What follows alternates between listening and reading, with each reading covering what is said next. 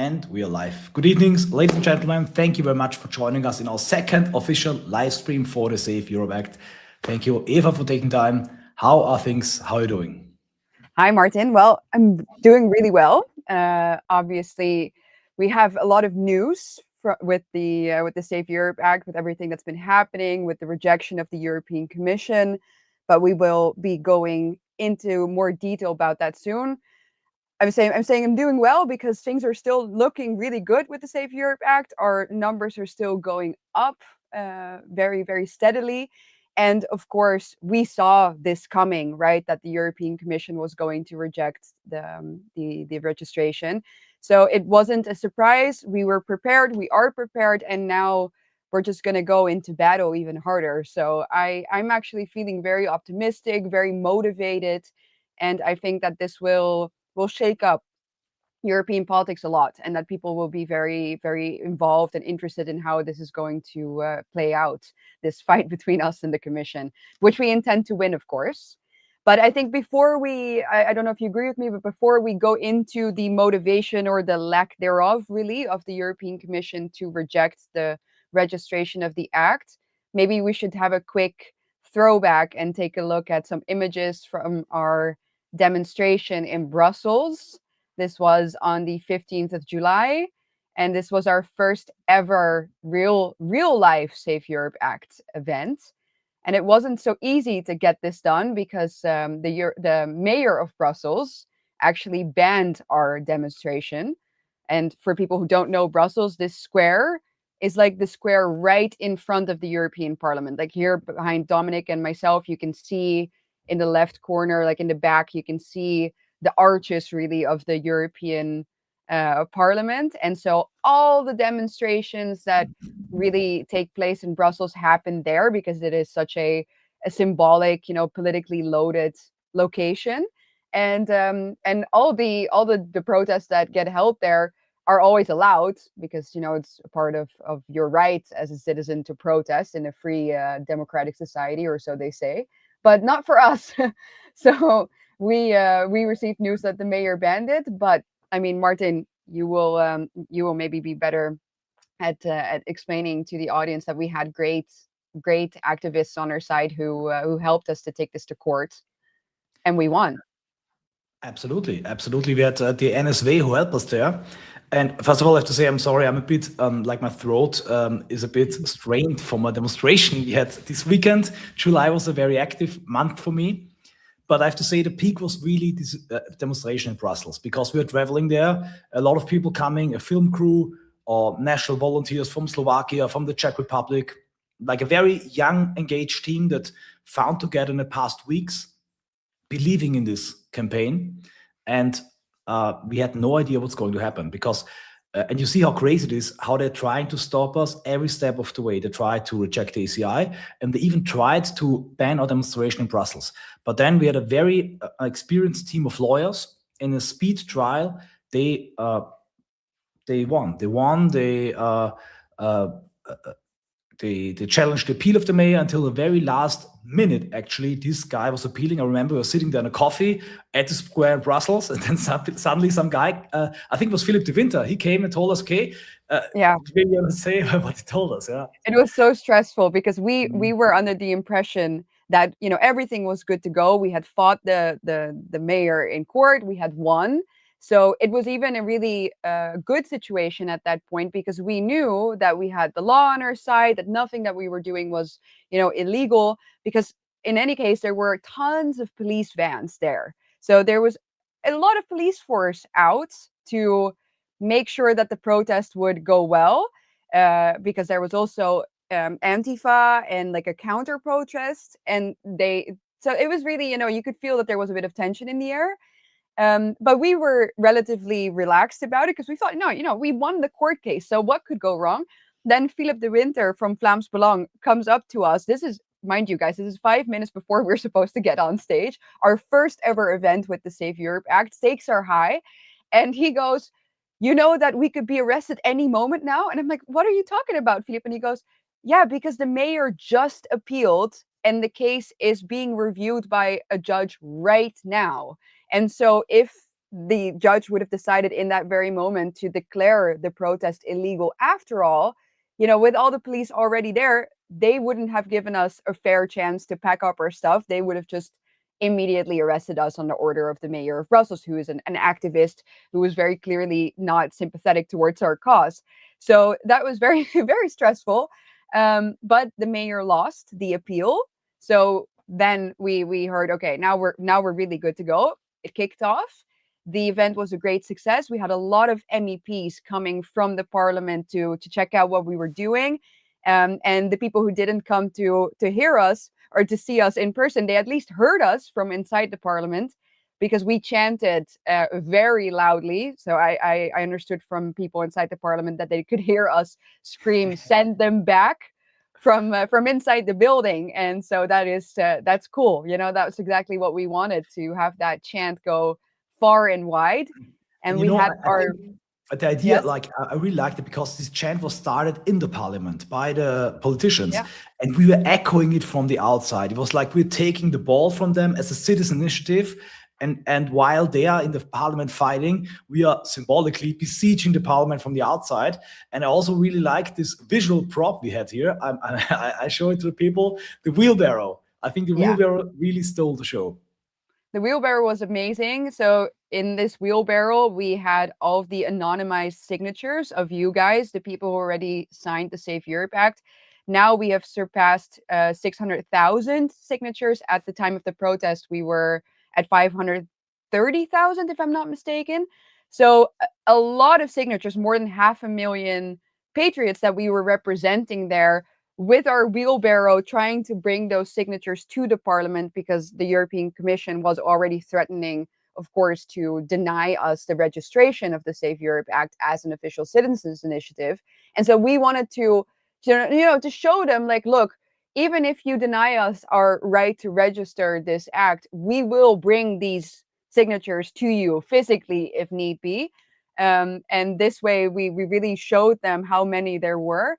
But of course, the police blocked us, and they didn't just block us, they had like these barbed wire fences up, like a real border, ironically, to separate us from the parliament. And that was, I I mean, think, look at this. very, yeah, it It's was really it's an NATO barbed illustration. wire. If you go in Yeah, there, you bleed to death. It's like straight from the trenches of Normandy.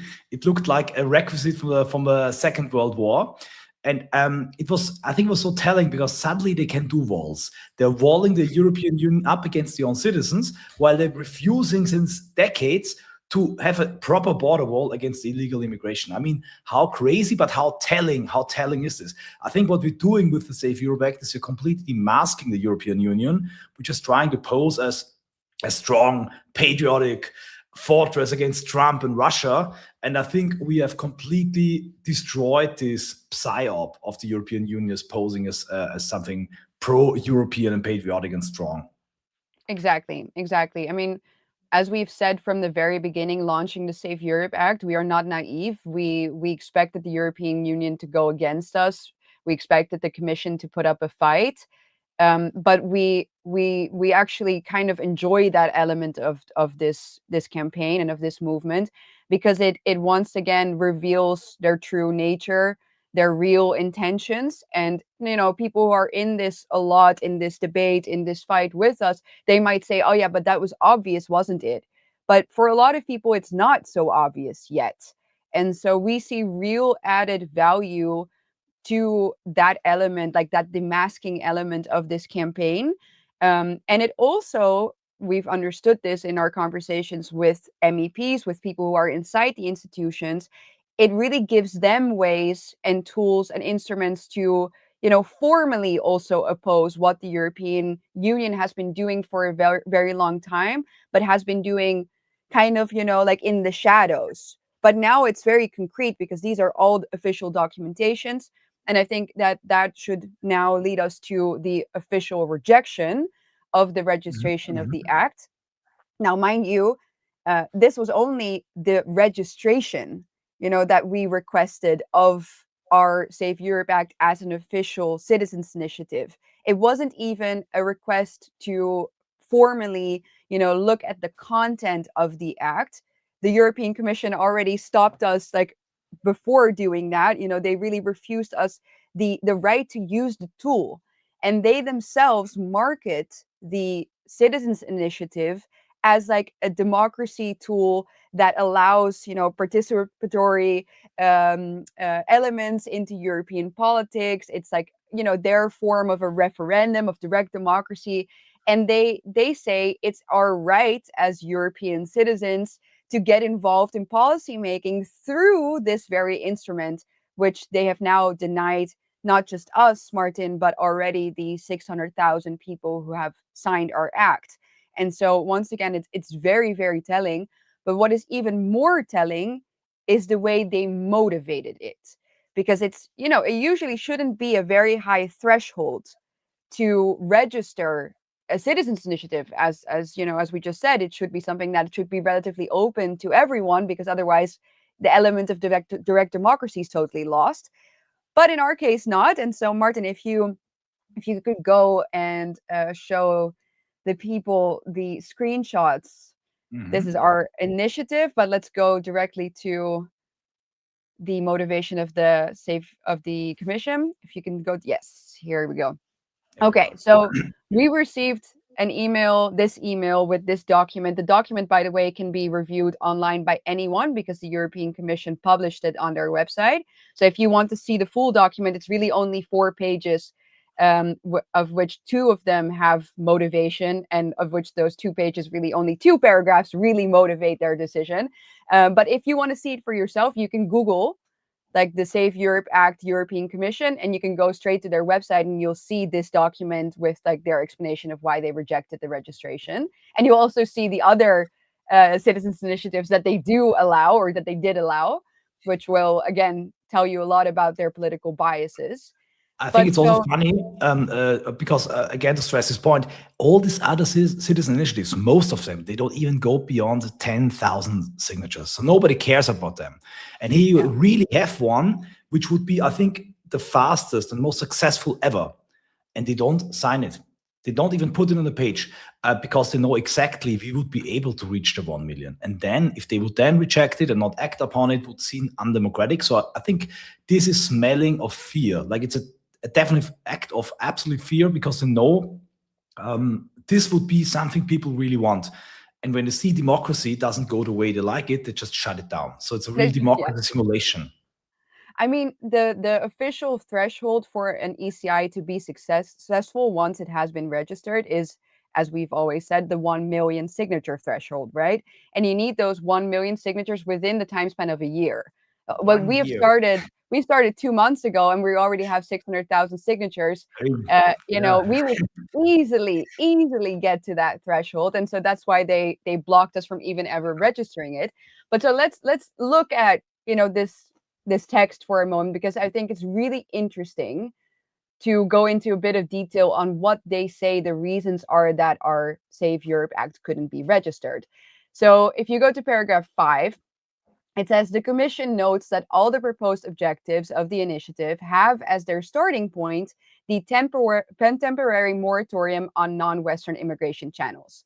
So far, so good. Correct. This is the basis of our initiative. We said, first and foremost, the borders need to be closed to both legal and illegal, really any type of immigration from non-Western countries.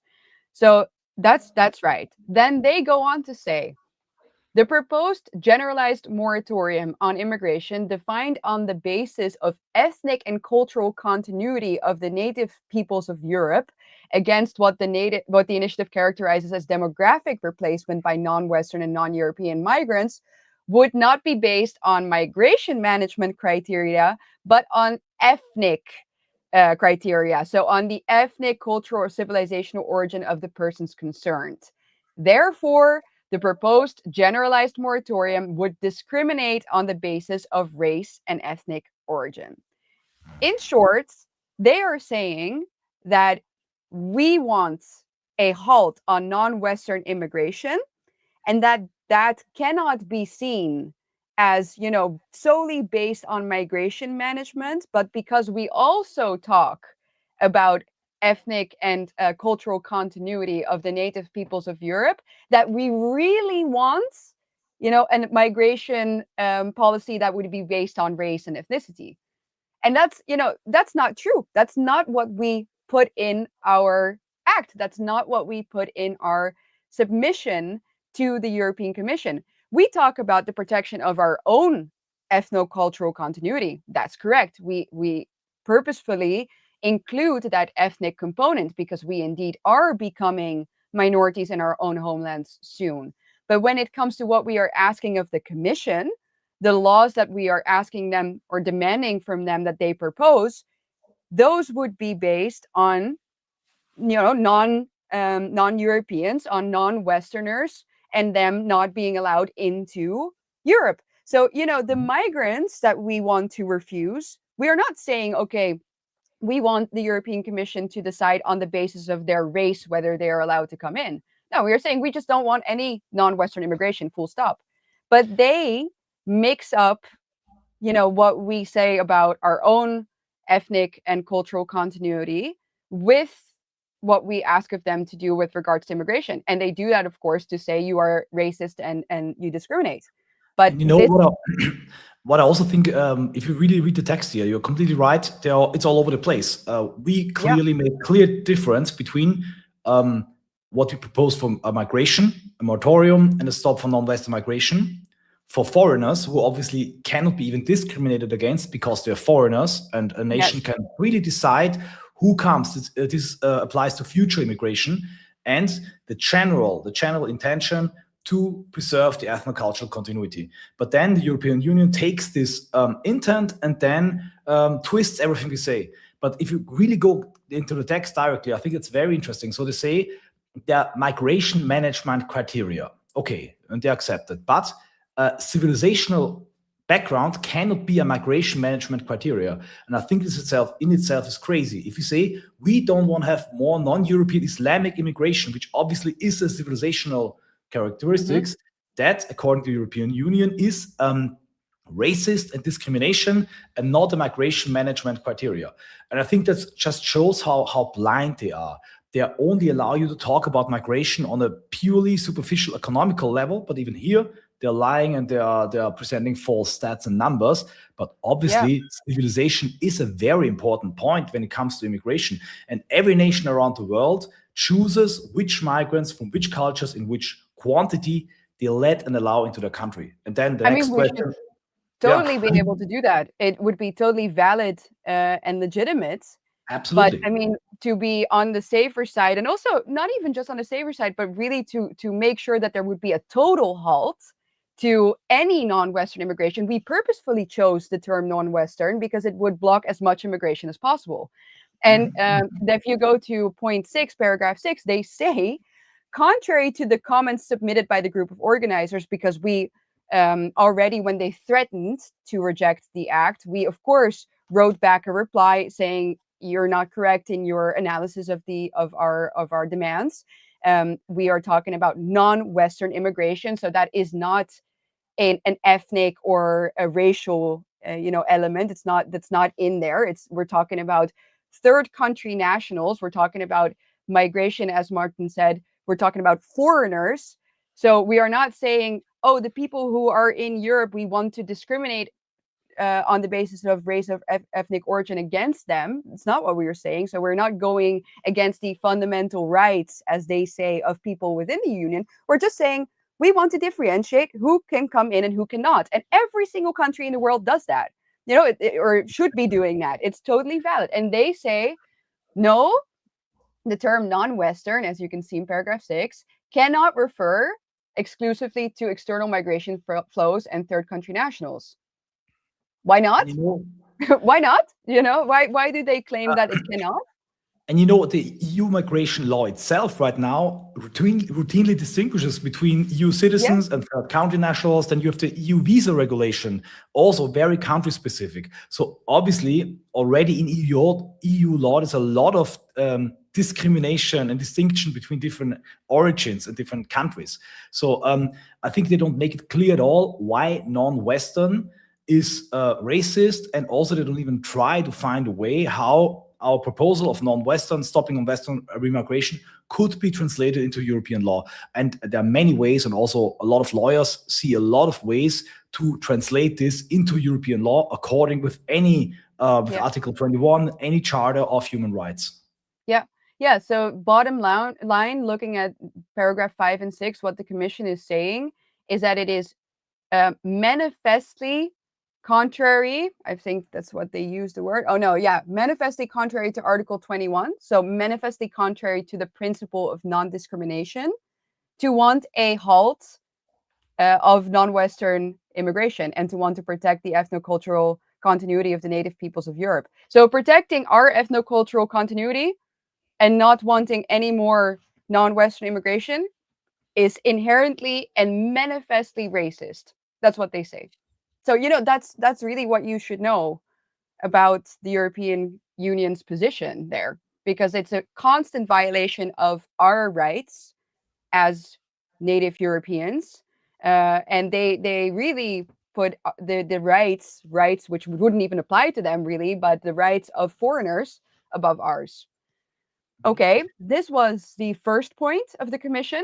It stops there. So the whole racist argument. And then the second argument that they used to reject the registration of the Save Europe Act is arguably even more ridiculous and more interesting, really, legally. And that you will see in paragraph 7. Because we, with the Save Europe Act, said that protecting the cultural and ethnocultural continuity of our peoples, that is part of the duties of the European Union under Article 4.2 of the Treaty on the European Union, which is the article, if you go and look that up, that obliges the Union to protect the national identities of the member states. So we said, how can you, as the European Union, you cannot just forego your obligation to protect the national identities of the member states, especially not when you are importing so many people and we become a minority. Obviously, our national identities would then get totally lost. And they said, you'll see that here in the green, that Article 4.2 of the TEU protects only a view of national identities which is consistent with the values enshrined in Article 2. And those are the famous European values. So they're saying, you can only protect your national identities within our ideological framework. That's what this says. And then European values, those are obviously super vague. They talk about things like equality. They talk about things like the rule of law. They talk about solidarity. Even the climate sometimes gets mentioned, So it's really an umbrella term for this vague global homo ideology that they stand for. And they hide behind it. They say, your national identity doesn't have any right, really. You don't have any right to claim that you want to protect your national identity if it falls without our framework, if it falls without our outside of our worldview. And again, the question is, what does national identity even mean if you only can view it and you only can define it under these vague European values? And in the end, it means nothing. It means Netherlands, Italy are just an economical zone with maybe a little bit difference of food and a different language, but it's just an economical zone that can be filled with different human resources. And if you go beyond that, if you say, no, there's a Dutch people, there's an Italian people, and they have a distinct history, and you cannot just from one day to another just become a Dutch people like you enter an association, then the European Union says that's manifestly against the values of the European Union.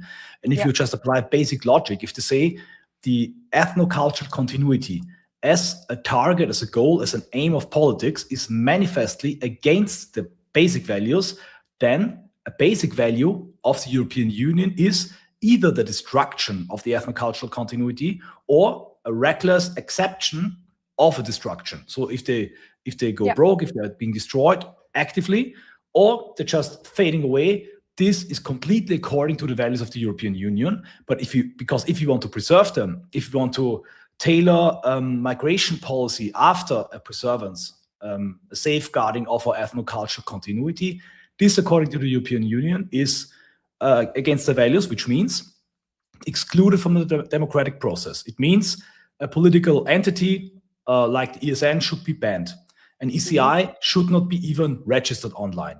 A group, a patriotic movement, should be censored. It really is, I would say, a declaration of war, of destruction and extermination, because if you go manifestly against the core values of the European Union has, in a way, designated you as an enemy. They don't do this with an enemy of Muslims. the state, an Here, enemy enemy of of the state, the enemy of the federal system, enemy Europe. of the matrix, and they want to destroy us. We are hors la loi. We are outside of the democratic discourse. That's why they don't even register our ECI. And I think it has never been as clear before. I think what we've done here is now total clarity. After this official text of the European Union, nobody can claim that he wasn't aware of that. So we have to be aware of that. The European Union is an engine of destruction of our cultures, of our history, of identities. And I think they made it manifestly, to use their own term, clear that for them, within this framework of the European Union, there's no survival for our cultures, for our history. So that's, I would say, a huge declaration of war of the European Union against its people and against at least more than 600,000 people signed the act. And I think, yeah, we're definitely taking this declaration and we are accepting this and we are fighting back. We will be fighting back because, I mean, as you see now, the motivation in and of itself is really a joke. It's so weak. It's not elaborate at all. They really haven't done their best to motivate their rejection. They even, and this is just a thing that I think they also did on purpose. If you look at paragraph 7, right underneath what I highlighted in green, you'll see that they base that view. So saying, okay, only a view of national identities which is consistent with the European values can be protected. They base that on a court case, and this is really interesting, of the Commission versus Hungary, v. Hungary.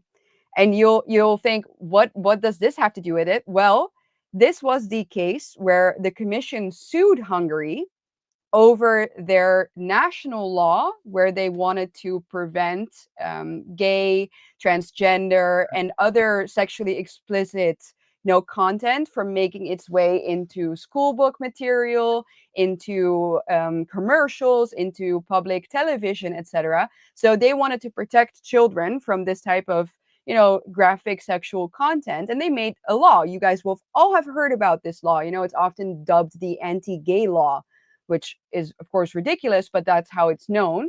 And the Commission, so mind you, we have a non-directly elected body, the European Commission, suing a sovereign nation, Hungary, over a law that passed in their national parliament. Of course, those are people that were directly elected by the Hungarians. This was under Orban's government. And so this body decides, you know what, we're going to sue you because you, Hungary, are not allowed to shield your children from this gay propaganda because that goes against the rights of, this minority group. That's what they argued. And so the Commission sued Hungary, and Hungary said, well, wait a second. And one of the arguments that they used was, we have our own national identity and the union has to respect that. And that was completely rejected, that argument. And so they are using that case of the Commission against Hungary now against us as well, even though, legally I don't think that will ever be upheld, because we are trying to register a citizens initiative.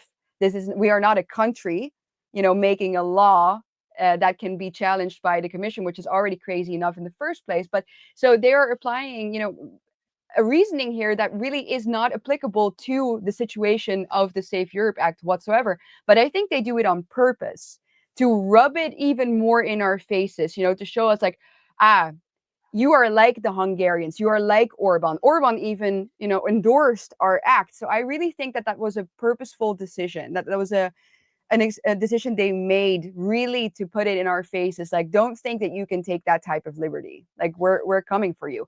But we will not give up, of course. We are going to fight this in court. There was no doubt about it, Martin. We got this, and we immediately said to each other, okay, we're going to go to court. We're going to fight them on this, because they are denying us the registration, and that's what should be discussed in court. We don't even have to go into very great detail of the content of the Safe Europe Act itself. We just want this to be registered. We want people to be able to make use of this democratic instrument. And we don't believe for a second that this manifestly contrary threshold has been properly, explained, motivated, or reached. So we're now in the midst of talking to lawyers. We're trying to find the best fit, people who really, can fight this to the bitter end for us, who have all the right knowledge, but also understand, that this to us is a matter of deep principle, and that this court case that we will be having about what these European values are, about the future of Europe, is really a battle for the soul of Europe. This can be a major precedent that we are going to be setting with this case. So it's Absolutely, not because just about the Safe Europe Act. It's really, again, this could be a landmark case in European politics where we force the European Commission once again into the limelight. So because they can't just continue to hide behind vague things like European values, etc. 100%, because it really touches everything. There were also a few other cases exactly about this issue. For example, when the European Union wanted Hungary and Poland to take in migrants, and then Hungary and Poland said, okay, we'll take only Christian migrants in. Then the European Union said, no, that's manifestly against our values. So every European nation that wants to preserve their own ethno-cultural continuity and identity will have to face this definition of the European laws values. So I think everything political parties do within the European Parliament is great, but when we don't challenge the root of it all, this idea of European values and the denial of an identity of the European peoples by the European Union, then all the other things don't amount to a lot of other things. I think it's important to address this, to fight it right now. And I think we are also, since we're not affiliated to political parties, I think we're also the perfect people, the perfect team, and the perfect campaign to do this. And I think we already see how our strategy is working, because the European Union has to communicate with us. There's a legal case now open. We have 2 months now to take it to the court. We're going to take it to the highest court. We're going to do this all in the eyes of the public. If somebody does this, or a political party, nobody cares. But we have an apparatus. We have more than 50K followers on X, more than 100, I think 40,000 on Instagram. I'm banned there, so I don't know the clear number right now. And we have really like amazing reach. Also here, 5,000 people are watching live. Please share this video everywhere, because we need all the attention. We need you to sign the act now even more, because we want the maximum attention for this fight. We have people like Orban, Rupert Lowe, all these important political figures supporting us here. And I think it could become a model case where we either win, and if you win, we can break up this matrix and the system. But even if we lose and we force the European Union to demask themselves in such a way, then the consciousness of the European people has risen. And I think that's very important. We need to raise the consciousness, the awareness of what the European Union really does to the European peoples. Yes, and we totally bring into the mainstream and make it acceptable, which it is. It really is. We want to repeat that again.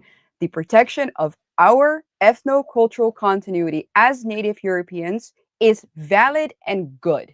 It's good. We know it because we see the effects of what the opposite is. The destruction of our ethno-cultural continuity, which is happening in front of our own eyes right now, is the destruction of Europe. It's the destruction of beauty, safety, truth. So we need to fight this fight. And again, it will be, I think, a landmark case. I agree with you, Martin. We are in the perfect position to do this. This was and is a grassroots movement. And how beautiful would it be if we can take this to court and already have the 1 million signatures, that we can stand there in front of that judge and say, look, the European Commission is just denying us this instrument that we, without their permission, have already used to its max. We already have the 1 million people who want this, so we really should be discussing this, not with you, Judge, but with the European Commission directly in their in their institution itself, but they are denying it, from us. They are going against democracy, and we should have this opportunity. So I think we really need to continue spreading the word of the Save Europe Act this summer. Martin, please tell everyone about the European Shield Tour that we've now started. The Save Europe Act will be very visible all around Europe this summer. We are not sleeping. We are not taking any time off. Yeah, go ahead. Go tell people. We have a lot of things planned. And also, I remember, I think we had a call, it was yesterday, where we had a new idea how we could annoy the European Union a bit. So we have a lot of tricks up our sleeve. Even if we would lose this lawsuit, it will go on. So we will not give them any rest. As I've posted on X, it's a quote by Merlin from this King Arthur movie. To some, we are a dream, to others, we are a nightmare. And I think our campaign is a dream to many because it's a first pan-European patriotic campaign, but it can become a nightmare for the globalist elites in Brussels, and it should be. What you see here is the amazing banner, 20 times 20 meter, weighs 108 kilo. One of our volunteers brought it in an overnight drive from Vienna to Brussels, and then in the morning, we brought Remigration Saves Europe and our Save Europe Act to the doorsteps of Brussels. And this was so amazing. People really liked it that we thought we should also give this banner to other groups and to other nations. And now we are launching the European Shield Tour, which is a bit like a band tour, a political campaign, a mix between that. And from August till October, it's planned out now with the volunteers. This banner will travel from the Netherlands to France, to Spain, Lisbon, Portugal, Milan, Italy, Slovenia, Austria, Czech Republic. It will unite all European patriots, and we will bring it to the doorsteps of the power structures in these nations, and we will write all of our volunteers. Because as of it standing right now, we have on our homepage 614,000 people signed the act, and 140,000 people, when they signed, clicked here, register as a volunteer. And these people are now contacted. To me, it's like one of the most amazing parts of this Save Europe Act. That's why they're really scared. Not just, mind you guys, it's not just the number, of the 600,000 patriots that have signed, but the fact that almost 150,000 registered as a volunteer. That's an army of volunteers. That means that there are so many people willing to get active, spend their free time, their effort, their energy on making this campaign, on making this movement a success. And that shows you the real involvement. That shows you the real wish, demand, and cry for the protection of our people and for remigration. It really is massive. I don't think that there's any other organization in Europe that can say the same thing, that they had so many people sign up as a volunteer. I don't believe it exists. So, we will definitely, whatever happens, like the Save Europe Act will not disappear with the strike of a pen from the Commission.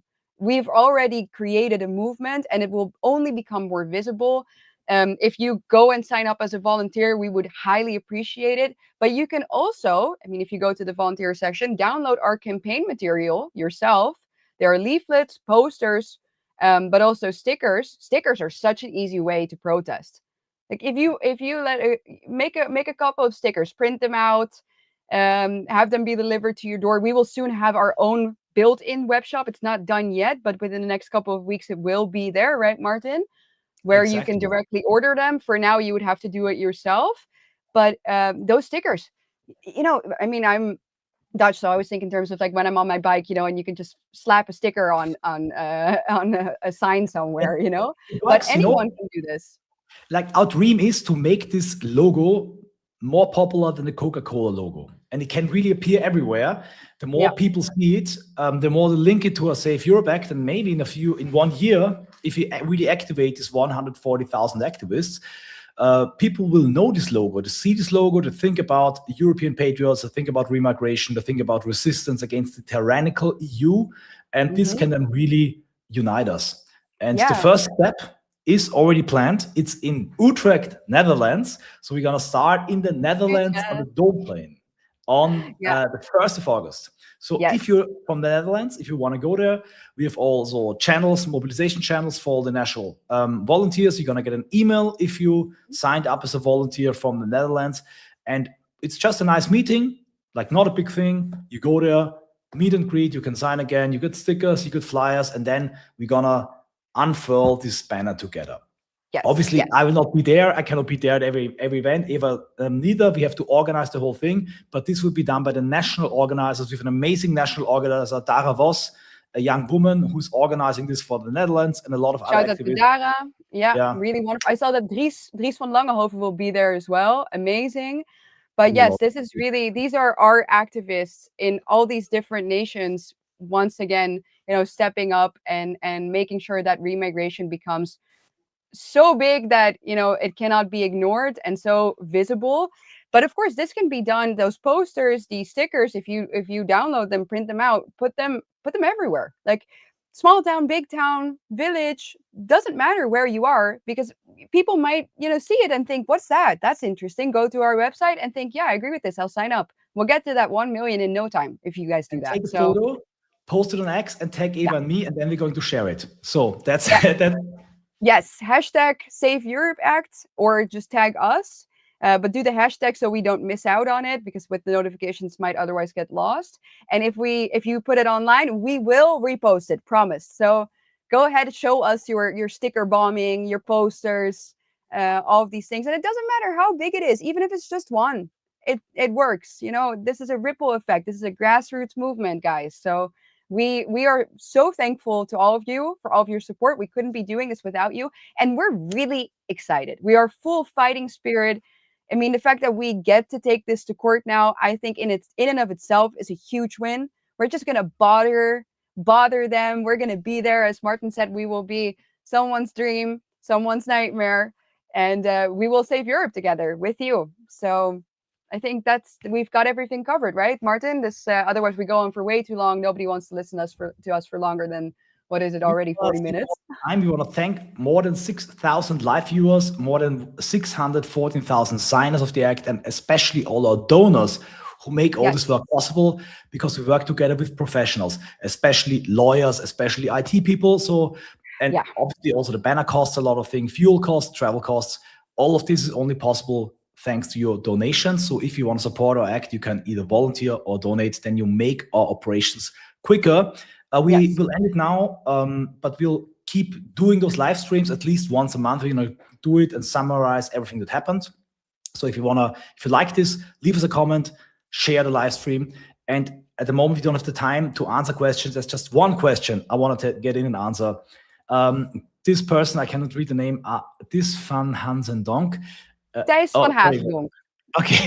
One of my people, for sure. Eva, can you answer this question? Like, it's a very complicated question. What would you answer him? What if people are removing those stickers? Put another one up.